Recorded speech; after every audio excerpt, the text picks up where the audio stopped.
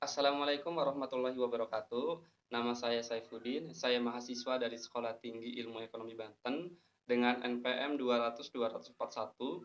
Di sini saya akan memaparkan UAS saya MK Komunikasi Bisnis dengan dosen pengampu Pak Ahmad Hidayat, SPD, SE, MSI. Baik, langsung saja. Materi yang akan saya paparkan dengan judul Komunikasi dalam Organisasi Bisnis. Yang akan saya bahas yang pertama mengenai definisi komunikasi bisnis, yang kedua proses komunikasi bisnis, yang ketiga saluran komunikasi organisasi bisnis, yang keempat tujuan komunikasi bisnis, kelima indikator keberhasilan suatu komunikasi bisnis. Komunikasi adalah suatu proses pertukaran informasi antara individu melalui suatu sistem yang biasa, baik dengan simbol-simbol, sinyal-sinyal, maupun perilaku atau tindakan. Sedangkan komunikasi bisnis adalah komunikasi yang digunakan dalam dunia bisnis yang mencakup berbagai macam bentuk komunikasi, baik verbal maupun nonverbal untuk mencapai tujuan tertentu. Ada beberapa proses komunikasi. Yang pertama ada pesan, merupakan seperangkat lambang bermakna yang disampaikan oleh komunikator. Yang kedua ada sender atau pengirim, adalah komunikator yang menyampaikan pesan kepada seseorang atau sejumlah orang.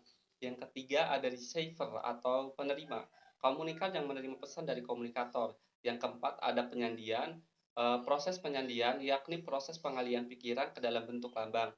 Yang kelima ada pengertian, proses di mana komunikan menetapkan makna pada lambang yang disampaikan oleh komunikator kepadanya.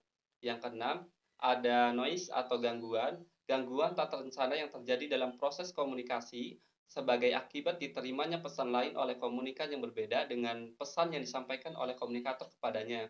Yang ketujuh, ada channel atau saluran. Saluran ini adalah saluran komunikasi tempat berlalunya pesan dari komunikator terhadap komunikan. Saluran komunikasi organisasi. Yang pertama, ada komunikasi vertikal, merupakan komunikasi yang sesuai dengan rantai perintahnya, yaitu terdiri dari komunikasi ke bawah, bisa disebut dengan downward, dan komunikasi ke atas, disebut dengan upward. Yang kedua, komunikasi lateral atau horizontal. Jika komunikasi terjadi antar anggota organisasi dengan tingkatan yang sama atau di antara departemen-departemen pada tingkatan organisasi yang sama. Yang ketiga, komunikasi diagonal merupakan komunikasi yang memotong secara menyilang diagonal rantai perintahnya, terjadi sebagai hasil hubungan departemen dini dan departemen staf. Tujuan komunikasi bisnis yang pertama adalah memberikan informasi bisnis pada pihak lain. Tujuan dari dilakukannya komunikasi bisnis yang pertama ini adalah untuk memberikan informasi kepada pihak lain. Contohnya, saat perusahaan membutuhkan karyawan baru di bagian marketing, maka cara yang dilakukan yaitu memasang iklan lowongan kerja tersebut di berbagai media, baik media sosial ataupun media cetak. Nah, bentuk media yang digunakan untuk memasang iklan tersebut itulah yang menjadi bentuk sebagai komunikasi bisnis. Yang kedua, meyakinkan atau membujuk pihak lain. Tujuan yang kedua ini dari dilakukannya komunikasi bisnis adalah untuk meyakinkan maupun membujuk atau melakukan persuasi kepada pihak lain. Tujuan dari meyakinkan dan membujuk tersebut adalah agar apa yang disampaikan bisa lebih mudah dipahami serta dicerna oleh pihak lain secara cepat. Komunikasi bisnis dengan memberikan persuasi ini terutama sangat dibutuhkan ketika sedang melakukan negosiasi dengan rekan bisnis ataupun konsumen. Yang ketiga, membantu kerjasama antar pelaku bisnis melalui komunikasi bisnis yang bagus, maka akan terjalin kerjasama bisnis yang bagus di antara pelaku usaha baik skala nasional maupun internasional. Di era teknologi digital ini, komunikasi bisnis antar pelaku usaha jauh lebih mudah dilakukan melalui berbagai platform dan media yang canggih. Kesimpulannya, mengenai tujuan komunikasi bisnis ini, memang untuk menyampaikan ide, gagasan, maupun informasi kepada orang lain terkait dengan urusan bisnis yang dijalankan. Semakin bagus komunikasi bisnis yang dilakukan, maka usaha Anda juga semakin bisa maju.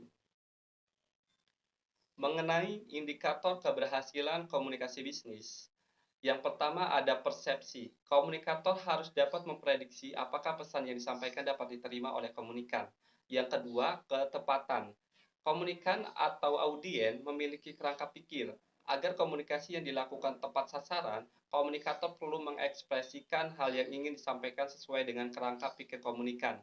Yang ketiga, ada kredibilitas.